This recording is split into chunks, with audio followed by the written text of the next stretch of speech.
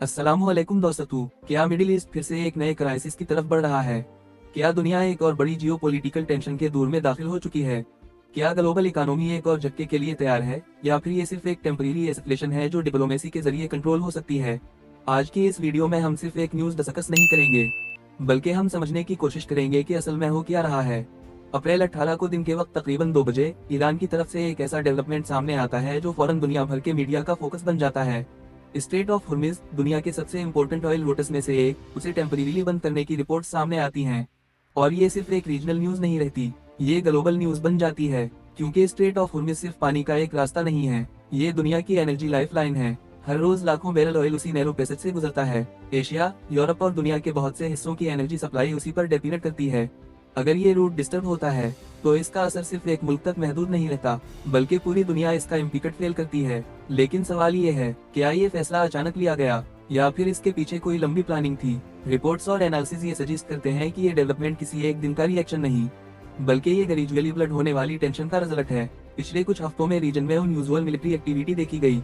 निवेल moments increase हो गए थे, सर्वेलेंस ऑपरेशंस इंटेंसिफाई हो चुके थे, और इंटेलिजेंस अलर्ट्स भी इशू किए जा रहे थे। ये सब सिग्नल्स दे रहे थे कि सिचुएशन नॉर्मल नहीं है। और फिर अप्रैल 18 को ये सब ऑफिशियली सरफेस पर आ जाता है। ईरान का कहना है कि ये कदम उनकी नेशनल सिक्योरिटी के लिए जरूरी था। उनका कहना है कि एक्सटर्नल प्रेशर बढ़ता जा रहा था, मिलिट्री प्रिजनर्स इंक्रीज हो रही थी, और इन्हें अपनी सावरंटी प्रोटेक्ट करनी थी। लेकिन दूसरी तरफ क्रिटिक्स का कहना कुछ और है। उनका कहना है कि ये सिर्फ सिक्योरिटी का मसला नहीं, ये पावर शो है, ये एक मैसेज है, एक ऐसा मैसेज जो दुनिया को ये बताता है कि ईरान अपनी पोजीशन पर कंप्रोमाइज नहीं करेगा।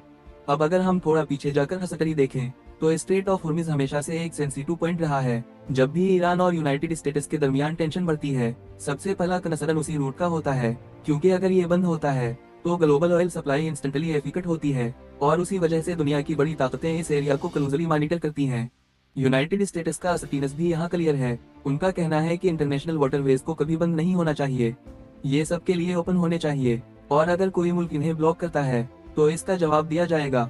रिपोर्ट्स के मुताबिक यूएस ने अपनी नेवल प्रिजनर्स को भी इंक्रीज करना स्टार्ट कर दिया है। वारशिप्स को अलर्ट पर रखा गया है, स्ट्रेटेजिक पोजीशनिंग की जा रही है। ये सब इस बात का इंडिकेशन है कि सिचुएशन सीरियस होती जा रही है। इस डेवलपमेंट के बाद गल्फ रीजन में भी टेंशन बढ़ गई है। सऊदी अरब और यूएई ने अपनी सिक्योरिटी बढ़ा दी है। ऑयल फैसिलिटीज को एक्स्ट्रा प्रोटेक्शन दी जा रही है, मॉनिटरिंग सिस्टम्स एक्टिव कर दिए गए हैं, इमरजेंसी रिस्पांस प्लान्स रेडी रखे गए हैं। ये सब स्टेप्स इसलिए लिए जा रहे हैं ताकि अगर सिचुएशन और एस्केलेट हो, तो उसे कंट्रोल किया जा सके।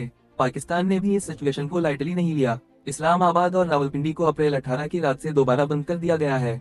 ये एक अनयूजुअल स्टेप है, और इससे ये क्लियर होता है कि अथॉरिटीज सिचुएशन को कितना सीरियस ले रही हैं। ये बंदिश अप्रैल 26 तक जारी रह सकती है। सिक्योरिटी एजेंसीज हाई अलर्ट पर हैं, चेक पॉइंट्स बढ़ा दिए गए हैं, मॉनिटरिंग सिस्टम्स फुल्ली एक्टिव हैं, आवाम को भी एहतियात बरतने की हिदायत दी गई है। लेकिन सबसे इम्पोर्टेंट डेवलपमेंट जो आने वाली है, वो है 20 और अप्रैल 21 के मुज़ाकरात। रिपोर्ट्स के मुताबिक इस्लामाबाद में ईरान और यूएस के दरमियान टाकस का इम्कान है।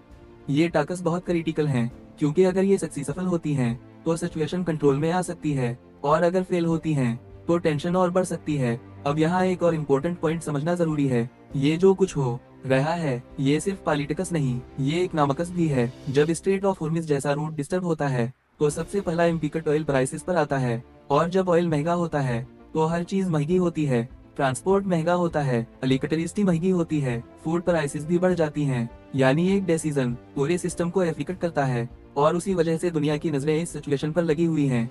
हर मुल्क वेट कर रहा है कि आगे क्या होता है, क्या डिप्लोमेसी जीतेगी या फिर कन्फ्रंटेशन बढ़ेगा। ये सवाल अभी भी ओपन है, और इसका जवाब आने वाले दिनों में मिलेगा। अब तक हमने समझा कि अप्रैल 18 को क्या हुआ, लेकिन अब सबसे इम्पोर्टेंट सवाल ये है कि ये सब शुरू कहाँ से हुआ, क्योंकि कोई भी इंटरनेशनल क्राइसिस एक दिन में पैदा नहीं होता। इसके पीछे होती है सालों की हिस्ट्री, कन्फ्लिक्ट्स, मिसअंडरस्टैंडिंग्स और पावर स्ट्रगल्स। ईरान और यूनाइटेड स्टेट्स के दरमियान टेंशन कोई नई बात नहीं, ये राइवलरी कई डिकेड्स पुरानी है। अगर हम थोड़ा पीछे जाएं, तो 1979 का ईरानियन रेवोल्यूशन एक टर्निंग पॉइंट था। उस वक्त ईरान में एक बड़ा पॉलिटिकल चेंज आया, और इसके बाद ईरान और यूएस के रिलेशंस ड्रामेटिकली चेंज हो गए। ट्रस्ट खत्म हो गया और डिस्ट्रस्ट की जगह ले ली। इसके बाद से दोनों मुल्कों के दरमियान डायरेक्ट या इनडायरेक्ट टेंशंस लगातार चलते रहे, कभी सैंक्शंस के जरिए, कभी पॉलिटिकल प्रेशर के जरिए, और कभी मिलिट्री पोजीशनिंग के जरिए। ईरान पर लगाए गए इकोनॉमिक सैंक्शंस ने उसकी इकोनॉमी को बहुत एफेक्ट किया। उनका कहना है कि ये अनफेयर प्रेशर है, जबकि यूएस का कहना है कि ये सैंक्शंस सिक्योरिटी कंसर्न्स की वजह से हैं।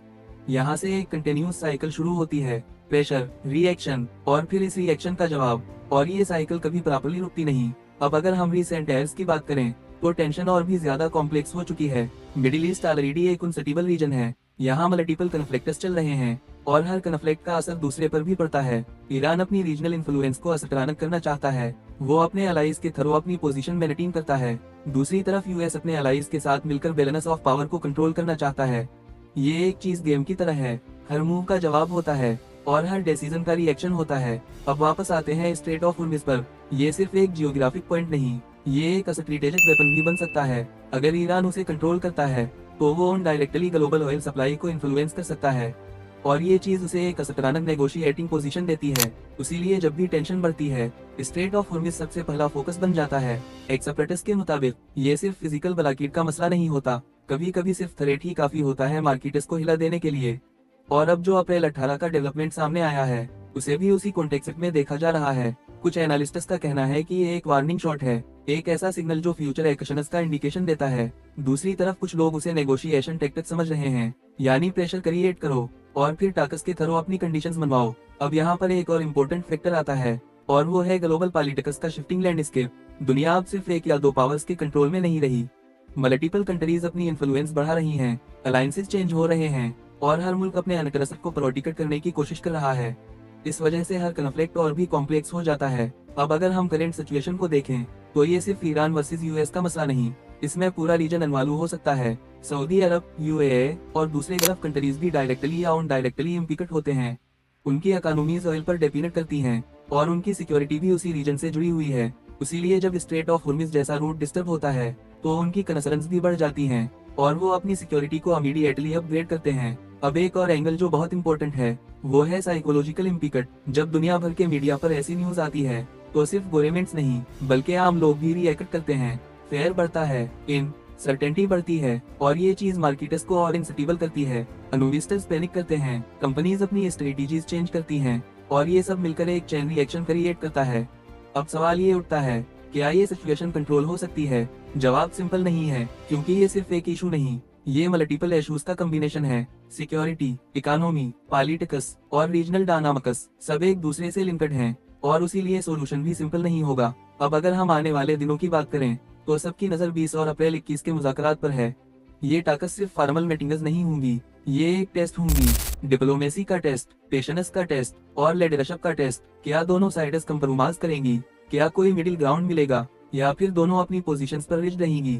अगर कंप्रोमाइज होता है तो सिचुएशन स्टेबल हो सकती है, अगर नहीं होता तो एस्केलेशन का रसद बढ़ता जाएगा और फिर ये क्राइसिस और गहरा हो सकता है। उस वक्त सबसे जरूरी चीज है अंडरस्टैंडिंग, सिचुएशन को समझना, इमोशंस से नहीं, फैक्ट्स और एनालिसिस से, क्योंकि जब तक हम सिचुएशन को समझेंगे नहीं हम इसका इम्पैक्ट भी प्रॉपर्ली नहीं समझ सकते और ना ही फ्यूचर प्रेडिक्ट कर सकते हैं। इसलिए इस वीडियो का मकसद सिर्फ न्यूज देना नहीं बल्कि आपको एक क्लियर पिक्चर देना है ताकि आप खुद डिसाइड कर सके कि ये सिचुएशन किस तरफ जा रही है और आने वाले दिनों में क्या हो सकता है। अब तक हमने जियोपॉलिटिक्स समझी, ईरान और यूएस के दरमियान हसटरी देखी, लेकिन अब आते हैं इस पॉइंट पर जो हर इंसान को डायरेक्टली एफेक्ट करता है, इकोनॉमी। क्योंकि चाहे आप किसी भी मुल्क में रहते हो, अगर ऑयल प्राइसेस चेंज होती हैं तो आपकी लाइफ जरूर एफेक्ट होती है। अब सवाल ये है, स्ट्रेट ऑफ होर्मुज का बंद होना इतना बड़ा इशू क्यों है? इसका जवाब सिंपल है, ये दुनिया का एनर्जी हाईवे है, हर रोज लाखों बैरल ऑयल उसी रूट से गुजरता है। एशिया के कंट्रीज जैसे China, India, Japan heavily depend करते हैं इस रूट पर। यूरोप भी डायरेक्टली उसी सप्लाई चेन पर रिलाई करता है और जब ये रूट डिस्टर्ब होता है तो सबसे पहला रिएक्शन आता है ऑयल मार्केट में। अप्रैल 18 के बाद जो सबसे पहली चीज नोटिस की गई वो थी ऑयल प्राइसेस का स्पार्क। मार्केट्स ने फौरन रिएक्ट किया, क्यों? क्योंकि अनसर्टेनिटी सबसे बड़ी चीज होती है। जब सप्लाई अनसर्टेन हो जाए तो प्राइसेस ऑटोमेटिकली बढ़ जाती हैं और ये सिर्फ थ्योरी नहीं, ये रियल वर्ल्ड पैटर्न है। हसटरी में जब भी स्ट्रेट ऑफ होर्मुज के हवाले से टेंशन बढ़ी, ऑयल प्राइसेस ने फौरन जंप लिया। अब समझते हैं कि ऑयल महंगा होने का असर क्या होता है। सबसे पहला इम्पैक्ट होता है फ्यूल पर। पेट्रोल महंगा हो जाता है, डीजल महंगा हो जाता है और जब फ्यूल महंगा होता है तो ट्रांसपोर्ट महंगा हो जाता है और जब ट्रांसपोर्ट महंगा होता है तो हर चीज महंगी हो जाती है। Food items, daily use products, even online deliveries, सब कुछ एफेक्ट होता है। अब इसे थोड़ा और सिंपल करते हैं, अगर ऑयल महंगा होता है तो ट्रक का डीजल महंगा होता है, ट्रक का डीजल महंगा होता है तो गडस ट्रांसपोर्ट महंगा होता है, ट्रांसपोर्ट महंगा होता है तो शॉप तक चीज महंगी पहुंचती है और फिर वही चीज आपको महंगी मिलती है। यानी एक ग्लोबल डिसीजन सीधा आपकी जेब पर असर करता है। अब बात करते हैं पाकिस्तान की। पाकिस्तान एक अनपूरक डिपेंडेंट कंट्री है, यानी हम अपना बहुत सा ऑयल बाहर से लेते हैं। अगर ग्लोबल ऑयल प्राइसेस बढ़ती हैं, तो पाकिस्तान का अनपूरक बल भी बढ़ता है, और जब अनपूरक बल बढ़ता है तो गवर्नमेंट पर प्रेशर बढ़ता है, करेंसी वीक हो सकती है, डॉलर महंगा हो सकता है, और फिर महंगाई और बढ़ जाती है। इसका मतलब ये है कि अगर straight of Hormuz situation serious होती है, तो पाकिस्तान में फ्यूल प्राइसेस बढ़ने का अचानक चांस होता है। और सिर्फ फ्यूल नहीं, इलेक्ट्रिसिटी भी महंगी हो सकती है, क्योंकि पावर जनरेशन भी ऑयल और गैस पर डिपेंड करती है। फिर आता है ट्रांसपोर्ट सेक्टर, रिक्शा, बसें, राइड सर्विसेज, सबके फेयर्स बढ़ जाते हैं। Students, office workers, daily commuters सब एफिकट होते हैं। फिर आता है फूड सेक्टर, सब्जियां, गंदम, आटा, सब कुछ ट्रांसपोर्ट होता है, और जब ट्रांसपोर्ट महंगा होता है तो फूड भी महंगा होता है।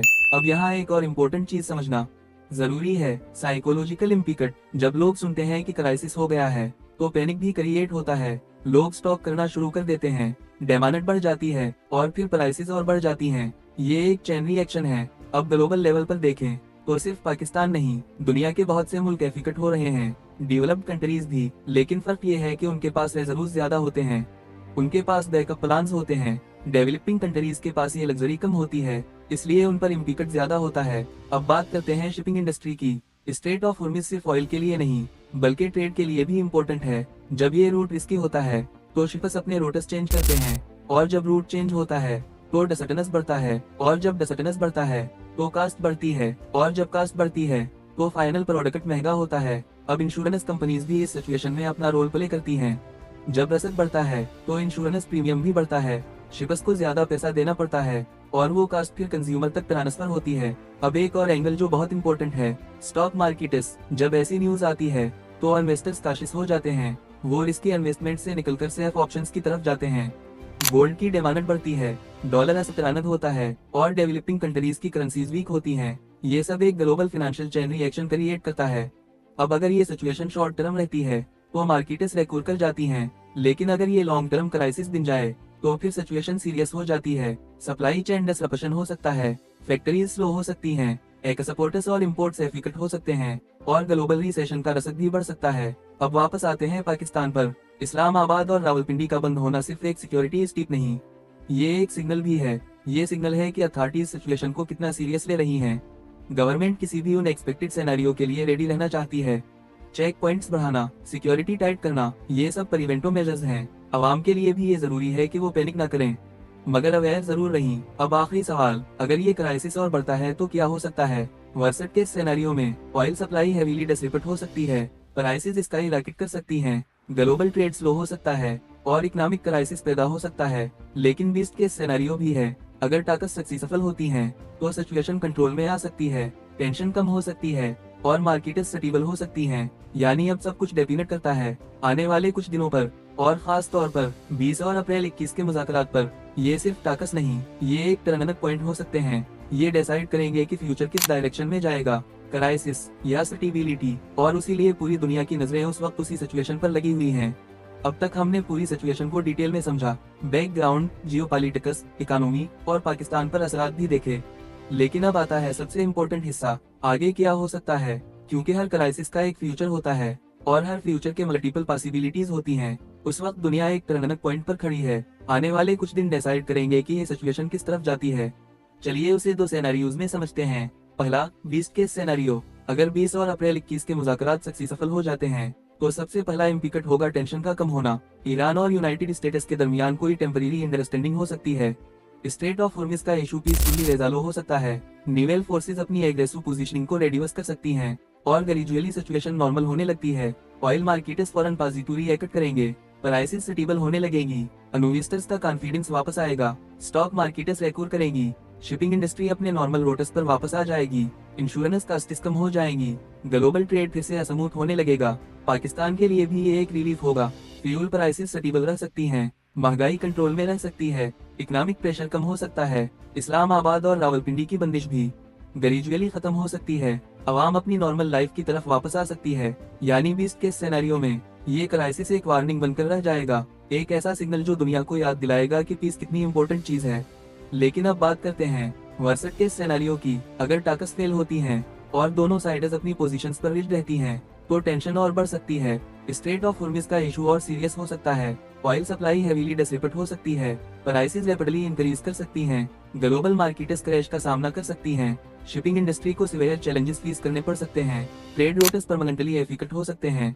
और फिर ये सिर्फ इकोनॉमिक क्राइसिस नहीं रहेगा, ये एक फुल स्केल जियोपॉलिटिकल क्राइसिस बन सकता है। रीजनल कन्फ्लिक्ट्स एस्केलेट हो सकते हैं, अलायंसेस एक्टिवेट हो सकती हैं और सिचुएशन कंट्रोल से बाहर भी जा सकती है। पाकिस्तान के लिए भी ये सिनेरियो चैलेंजिंग होगा। फ्यूल प्राइसेस शार्पली बढ़ सकती हैं, महंगाई एक एक्सट्रीम लेवल तक जा सकती है, डेली लाइफ मुश्किल हो सकती है, ट्रांसपोर्ट, इलेक्ट्रिसिटी और फूड सब महंगा हो सकता है, सिक्योरिटी कंसर्न्स भी बढ़ सकते हैं और इसीलिए इस्लामाबाद का बंद होना एक अर्ली प्रिकॉशन समझा जा रहा है। अथॉरिटीज पहले से ही रेडी रहना चाहती हैं। अब सवाल ये है, रियलिटी उन दोनों सिनेरियोज के बीच में कहीं होगी। ना पूरा बेस्ट केस, ना पूरा वर्स्ट केस, लेकिन डायरेक्शन जरूर डिसाइड होगी और वो डायरेक्शन डिसाइड करेगी डिप्लोमेसी।